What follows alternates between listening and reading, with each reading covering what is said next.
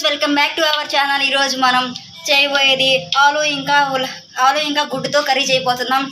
దానికి కావాల్సిన పదార్థాలు బంగాళాదుంప, ఎర్రగడ్డ, పచ్చిమిరపకాయలు, టమోటా అండ్ కరివేపాకు. మసాలా కోసం మనం ప్రిపేర్ చేసుకోవాల్సింది తెల్లగడ్డ, అల్లం, ఎండు కొబ్బరి. దీన్ని మిక్సీ వేసుకొని పేస్ట్ పెట్టుకున్నాం. ఇంకా మెయిన్గా 6 గుడ్లు కావాలి. దాంట్లోకి తిరగమాత పెట్టుకొని 1 గంట వరకు నూనె వేసుకొని దాంట్లోకి ఆవాలు, జీలకర్ర అవన్నీ వేసుకోవాలి. వేసుకున్నాక ఇలా బాగా చిటపటలాడే సౌండ్ ఆగిపోయేంత వరకు మనం ఉంచుకోవాలి.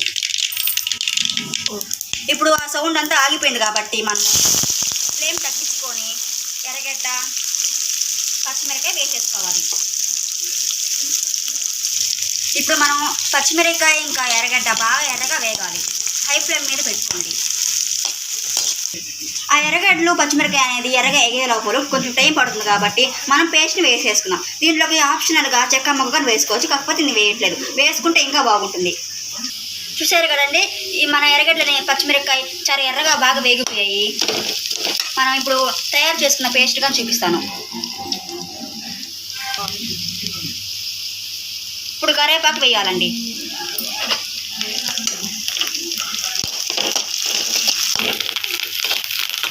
ఇలా కరివేపాకు కాస్త వేగినాక మనం కోసుకుని పెట్టుకున్నటువంటి టమోటా, బంగాళాదుంప వేసేద్దాం.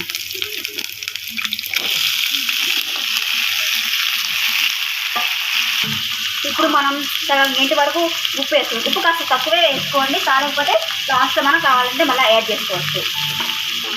ఇప్పుడు మనం అరగంట వరకు పసుపు కూడా వేసుకుందాం.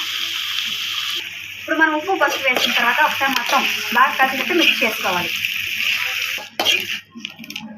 చూసారు కదండి, ఈ విధంగా మొత్తం మిక్స్ అవ్వాలి. ఇప్పుడు మనం ఇవన్నీ మగ్గే దానికోసం చిన్న మంట మీద మూత పెట్టుకొని కాసేపు వేయించుకుందాం. 1 నిమిషం తర్వాత మూత తీసి చూపిస్తున్నాను అండి. ఇప్పుడు మనం చూసారు కదండి, 1 నిమిషం తర్వాత మనం చేసుకున్నటువంటి మసాలా పేస్ట్ని వేసేద్దాం.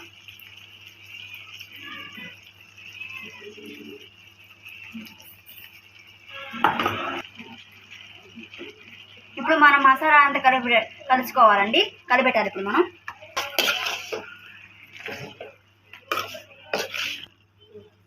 చూసారు కదండి, ఈ విధంగా కలవాలి మొత్తం. ఇప్పుడు 5 నిమిషాలు మగ్గనిద్దాం. 5 నిమిషాల తర్వాత చూపిస్తున్నానండి, మూత తీసి. చూసారు కదా ఎంత బాగా మగ్గిపోయిందో మనది. ఒకసారి కలిపెట్టి కారం వేద్దాం. ఇప్పుడు మనం ఇందులోకి సరిపడినంత కారం వేసుకుందాం.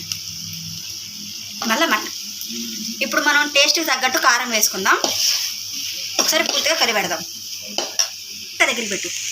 చూసారు, ఇప్పుడు కారం అంతా కలిసేటట్టు మిక్స్ చేసుకుందాము. మూత పెట్టి 1 నిమిషం మగ్గనిద్దాం కారాన్ని. ఒక 2 నిమిషాల తర్వాత కారం అంతా బాగా వేగిపోయిందండి. ఇప్పుడు మనం గ్లాస్తో, నేను కొలత కోసం చెప్తున్నాను, ఈ గ్లాస్తో 2 గ్లాసుల వాటర్ పోసుకోవాలి.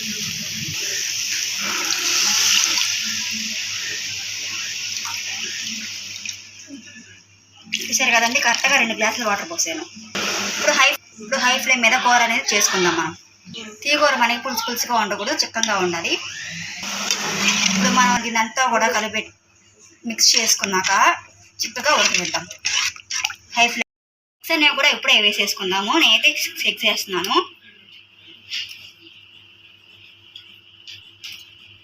ఈ విధంగా ఎగ్స్ అన్ని వేసుకొని ఒకసారి కలుపుకుందాం.